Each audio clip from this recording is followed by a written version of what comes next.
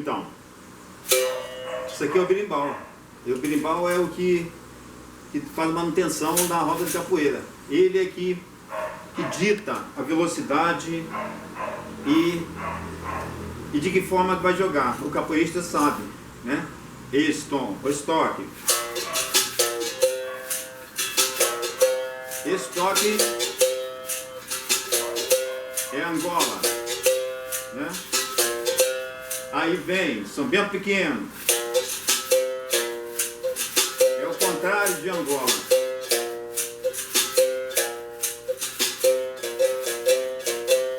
São Bento Grande.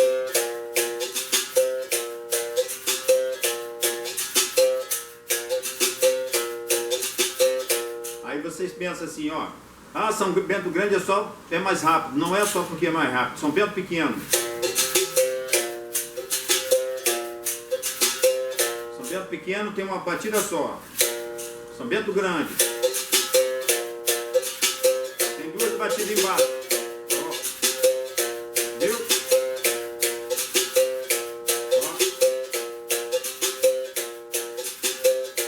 Não é só porque é mais rápido, não. São Bento Grande pode...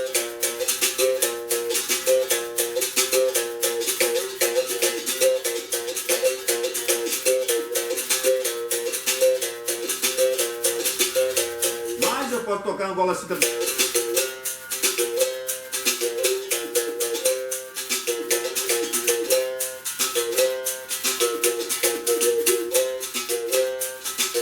E posso tocar São Bento Pequeno assim também. O que define o São Bento Pequeno do São Bento Grande são as pancadas que se dá embaixo, ó. Ó, São Bento Pequeno. São Bento Grande. Esse é grande, as duas pancadas. Ó. São Bento Pequeno. São Bento Grande. São Bento Pequeno. Para a gente fazer um berimbau, a primeira da madeira, que é uma verga, nós chamamos de verga, né? Que é uma verga porque ela enverga e volta e tal, e o nome dela é verga, né? E precisamos do arame. O arame, onde é que a gente arruma esse arame aqui? A gente pega um pneu velho, corta o pneu e puxa dentro dele, tem esse arame. É o melhor arame para fazer berimbau que a gente conhece, é aquele arame de pneu, né? E esse arame aqui é um arame de aço, um dos melhores aços, e ele dá um som muito bom, né? E aí o que acontece? Primeiro, a gente corta o pneu, puxa com alicate, puxa ele tem uma ponta, a gente puxa, ele vai saindo devagar e você vai cortando e vai fazendo os pedaços assim. Depois ele dá uma lixada nele para ele ficar limpinho, porque normalmente ele vem cheio de borracha, né? E coloca ele na verga, né? E a madeira a gente retira, vai no mato e corta. Esse é uma árvore, um berimbau. Tem gente que diz que tira de um galho de madeira, mas não, normalmente não se tira a verga. Você não consegue tirar uma verga de um galho de madeira, terceiro. Isso aqui é uma árvore que está saindo do chão. O que acontece? Normalmente quando a gente vai no mato tirar um berimbau, tirar uma verga para um berimbau, a gente observa uma moita que tem 4, 5 madeiras. A gente tira uma ou duas dessas, ainda vai ficar duas, que vai virar uma árvore grossa assim. Essa aqui ia virar uma árvore desse tamanho, né? O ipê. Ipê é muito bom para fazer berimbau. O palmolato, né? Ele é muito bom para fazer berimbau. Esse aqui mesmo é ipê. O que acontece? A gente não está prejudicando, ecologicamente a gente não está prejudicando, porque numa moita que tem 4, 5 árvores, duas delas vai sofrer. Uma vai ficar adulta.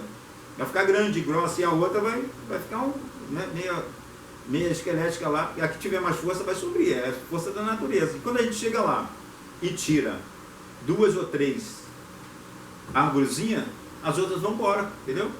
Então não tem esse problema. Acho que ecologicamente falando, a gente não destrói a natureza, não tem problema. Tem se o cara não souber manejar.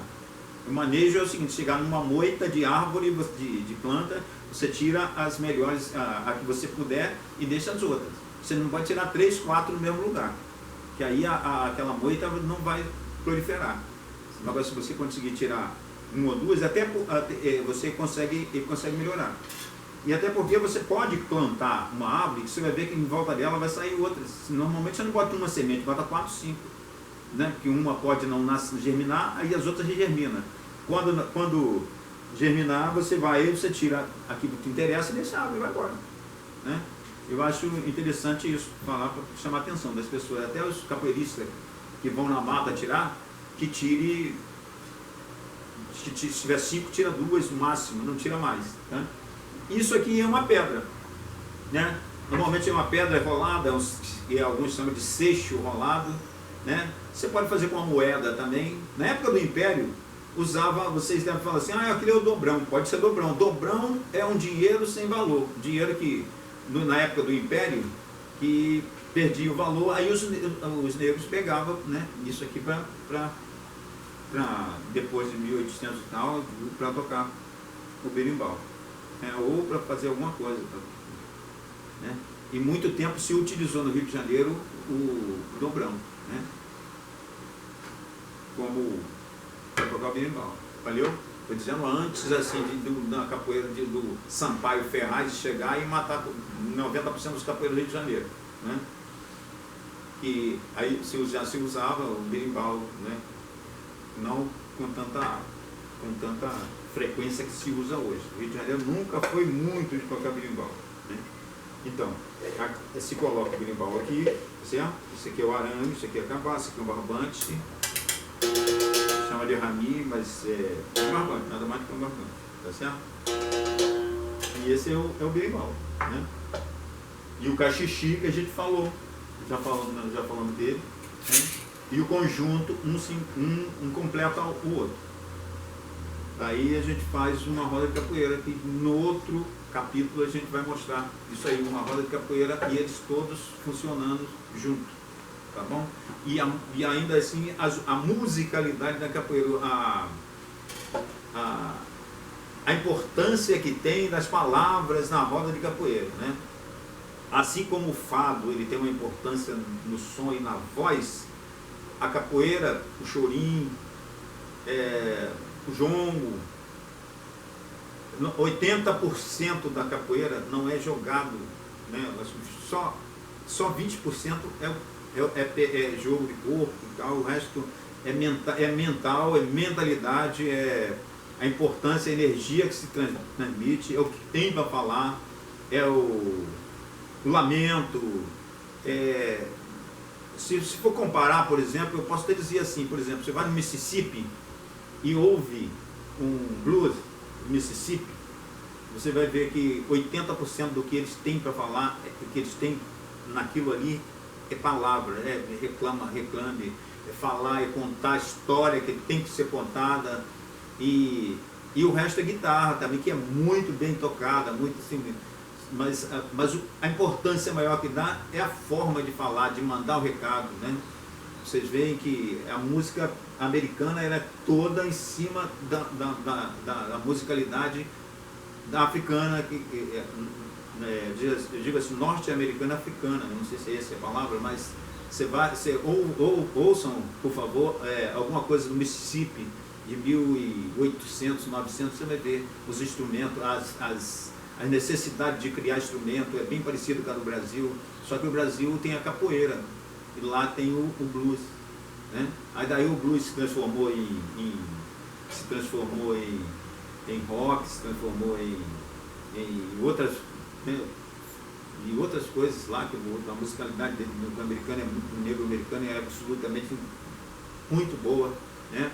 E no Brasil teve, depois da capoeira veio, né, samba de roda, veio samba de roda, o jongo veio antes até, veio junto com a capoeira do Brasil. E então você pega Pixinguinha, você pega esse pessoal, tudo que caminhou junto lá em 1800, 1700 e pouco, 1800, você vem chegando que tinha machixe, tinha jaca, corta-jaca, tem uma opção de coisa que já está desaparecendo, que faz parte, que você vai ver que é bem próximo da capoeira, né? Não, como a gente vê o samba de pernada, por exemplo, que a gente vê, até o carnaval, a gente vê o carnaval, você vê quem é o mestre Sala? O mestre Sala faz manutenção na capoeira, nas rodas de capoeira, né? O Rio de Janeiro ele chegou depois, Bahia um pouco antes, né? O Rio de Janeiro, como eu coloquei já sobre a capoeira, o Rio de Janeiro foi meio reprimida, foi muito reprimida. Ela não tinha muito tempo de brincar muito no berimbau, não. Tinha a capoeira no Rio de Janeiro era uma capoeira muito dura, era uma capoeira assim de libertação mesmo, de escravidão, capoeira para guerra, para pancada, tanto é verdade que aqui começou, o Vale Tudo começou aqui, né? Mas aí em outro vídeo a gente fala sobre a história da capoeira no Rio de Janeiro, mas eu preciso falar para dar uma rabiscada, né? Por que o berimbau chegou depois no Rio de Janeiro? Né? Não tinha tempo. Depois, na verdade, quando época da Tia Ciata e tal, aqui no Rio de Janeiro, pequena África, ali e tal, é que os baianos começaram a utilizar mais o berimbau, né? Antes era só o pandeiro, às vezes a tabaque, né? Bem antes mesmo, de 1600 e tal, era o candomgueiro, que era um atabaque, né? Que também tem algumas gravuras aí que dá para identificar a capoeira jogando, né? Jogando capoeira ao som de atabaques, mas não berimbau, não tinha berimbau nessa época, na capoeira do Rio de Janeiro. O berimbau é um instrumento africano, né? Ele é um instrumento africano, ele tem todo o continente africano, o berimbau é de todo o continente africano, não é só em Angola, Moçambique, África do Sul, sei lá, porque na verdade a África é a África só, né? É um continente africano, era uma comunidade inteira, um continente africano, né? Hoje a África é cortada por vários países, várias nações, né? Mas na verdade existia era a África só. Hoje, quando se fala em África, tem que pensar duas vezes para falar que África está falando, né? Mas a África, ela era um continente. Ela é um continente, só que com a intervenção dos europeus, né, em função de comércio humano e comércio também em pedra preciosa e riqueza, foram lá e dividiram a África. Mas a gente vai falar sobre o berimbau, vamos voltar para o berimbau. O berimbau, ele é um instrumento africano. E ele lá sempre foi utilizado como, assim, na religião, né? Eles utilizavam mais para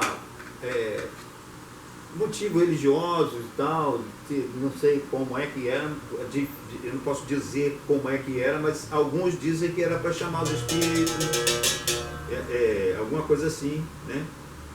Há um tempo atrás eu vi uma pessoa de 100 anos em uma gruta na África do Sul, uma reportagem, aliás, há uns 50 anos atrás, essa pessoa já tinha 100 anos e utilizava para conversar, segundo ela, conversar com os astros e tal, com o espírito e tal. E acredito que o berimbau tenha sido usado lá como alguma coisa assim, com auxiliar religiosamente, né? E então, lá ela tem uns nomes, por exemplo, na África do Sul ela tem um nome, em Angola tem outro, é Rucungo, Urucungo, Urucungungo, né? São o nome dela, o nome desse instrumento aqui lá, ele tem esse nome. Então você não vai chegar lá e não vai encontrar berimbau. Você vai encontrar essa peça aqui só com outro nome, né? E então berimbau no continente africano tem vários nomes, né? E outra coisa, o berimbau daqui no Rio de Janeiro, quando ele chegou, você pode até dizer assim, 1600, 1700 tinha berimbau, que tinha assim. Só que o berimbau era utilizado pelos escravos, principalmente pelos escravos de ganho, né, para fazer propaganda dos produtos que eles estavam vendendo. Ele vendia banana, vendia galinha, vendia porco, vendia, né, aquele escravo de ganho, acho que todos sabem que é escravo de ganho, né? O escravo de ganho vendia os produtos para o seu senhor na rua. Ele andava na rua com balaio, vendendo banana, vendendo cana, às vezes vendendo banana, vendendo galinha, vendendo porco e tal. E como é que ele vendia? Para chamar atenção, ele tinha sempre, não é sempre, né? Às vezes ele tinha um berimbau pendurado no pescoço, assim, mas não tinha essa afinação, não tinha essa afinação. Ele sentava e tocava. Não tinha compromisso com o capoeira, não tinha compromisso. Tinha compromisso com ele mesmo, ele fazendo, que é um instrumento africano, né? Eles faziam a moda deles e saía e faziam o marketing do produto que ele vendia, né? E por aí vai, não tinha também a divisão de se era gunga, ou se era médio, ou se era grave, né? Ou se era... O negócio dele era um berimbau, era um urucungo que ele levava, ou um rucungo, ou outra marca, não sei, dependendo da origem do africano, né, que estava vendendo, ou do crioulo que nascia aqui. Às vezes o crioulo que nascia, o preto que nascia aqui era crioulo, o que vinha de lá era africano, que eles chamam de africano. Mas aí nós vamos para a cabaça. Essa cabaça, a cabaça é o seguinte, são 3 cabaças, são 3 berimbaus numa roda de capoeira. Como um completa o outro, né? Esse aqui seria o viola, que é o pequenininho. Esse aqui seria o médio, que é o médio mesmo, né? E isso aqui seria o berra-boi, que hoje a gente chama, está convencionado de gunga. Só que o nome de gunga, todos esses aqui, na época o berimbau também se chamava gunga. Um gunga é um berimbau, mas hoje, para não confundir mais, o berimbau era chamado aqui no Rio de Janeiro de gunga, né? Mas como aí depois as divisões, que esse aqui é o médio, um gunga médio, um gunga viola, um gunga médio e um gunga berra-boi, e o gunga grande, né? Então hoje eles falam assim, não dá médio, hoje eles falam assim, me dá um viola, me dá um médio e me dá um gunga, né? Entendeu? Então, o gunga, esse aqui ficou com o nome de gunga, e esse aqui continua com o nome de médio, e esse aqui é o viola, né? Não é um gunga médio, um gunga, né? E um gunga médio, um gunga viola e um gunga grande. Ele é o gunga, médio e viola. Eles são berimbau hoje, né? Mas tem um fundamento aí, então. O que acontece? Então, a cabaça eu acho que é muito interessante que isso aqui é de origem africana. Isso aqui é de origem africana, né? A cabaça. E tem várias histórias da cabaça, né? Tem uma história que eu acho interessante, que diz que uma moça pegou uma cabaça, isso antes, assim, quando a Terra foi feita, né, quando o universo foi criado, teve uma pessoa pegou uma cabaça e pegou o barro dos pântanos e começou primeiro veio o mar, né? Ele começou a fazer dentro da cabaça a terra. E pegou, levou para um lugar bem distante, e aí a terra começou a surgir daí, que começou a surgir, inclusive, o formato da Terra, né? Do nosso planeta. Isso são histórias. E tem outros e outras histórias, né? Que há de se contar. Por exemplo, no cicletismo, na religião africana, eles tem o dono, quem é o dono, e a mais velha, o santo mais velho que criou a cabaça.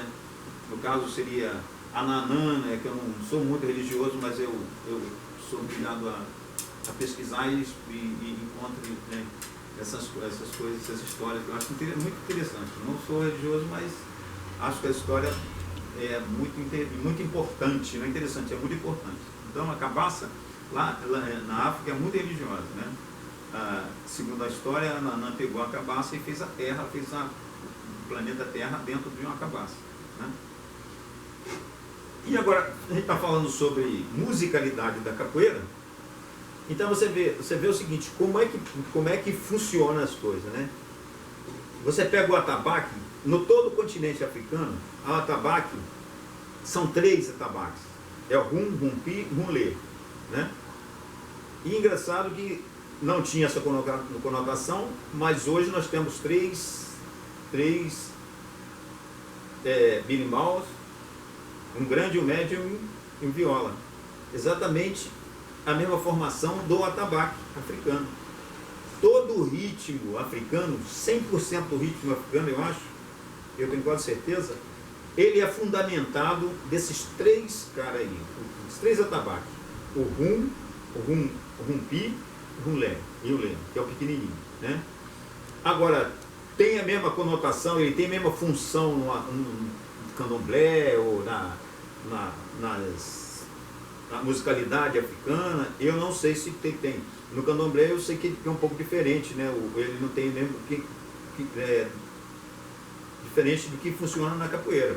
Porque esse, por exemplo, o dominante na roda de capoeira, quem manda é o cara que é o grande aqui, que é o gunga, que manda, que é o gunga, né? Como eu disse, o gunga é que manda. Ele é que dá o andamento, assim, é Angola, ele é que vai tocar Angola, aí os outros têm que acompanhar, né? Esse aqui vai fazer mediação, esse aqui ele invadiu, ele vai fazer o que quiser fazer, mas dentro do ritmo ele vai tocar, ele vai virar e vai voltar de novo, vai sempre completando o ritmo. E o atabaque, como eu não sou percussionista profissional, né, um percussionista que pode, que pesquisou mais sobre isso, mas depois a gente pode ver. Mas o atabaque tem essa função na música africana, no continente africano. E uma coisa que eu vejo que as pessoas não falam, ou não percebem, é isso, que a formação dos instrumentos é fundamentada no rumpi e lé, né? É bem parecido. E é mais uma coisa que vai chegando, que a gente vai vendo, que por que a capoeira ela tem quase, acho que 90% da africanidade. Os 10% é brasileiro, porque ela foi criada aqui, no Brasil. Mas todos os instrumentos vêm do Brasil, vêm da África. Inclusive o ser humano, né? Que veio de lá, que foi os negros que criaram aqui no Brasil, e negro e índio também. Eu acredito que hoje a gente sabe que os negros, que o índio tinha muita assim, afinidade com os pretos, até pela condição de vida, né? Eles tinham que fugir e batia de frente com o preto, com os índios, que os índios já moravam aqui, né? Não tinha, eles se encontravam sempre, né? E